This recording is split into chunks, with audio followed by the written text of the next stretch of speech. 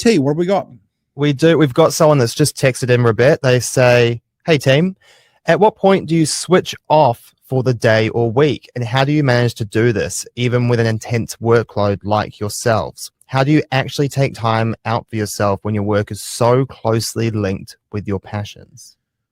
Great question. It's a good one. It's a little deep, but it's a little fair, and it's cool. One of the biggest dangers or tough bits around being an entrepreneur is your brain doesn't stop, and so everything's always bubbling away, and you've got ideas and things to do. So the key things are integrating certain pieces into your life, like what I do. So my phone goes on do not disturb after, I think it's like 7 o'clock. So 7 o'clock, like, do not disturb. You cannot talk to me.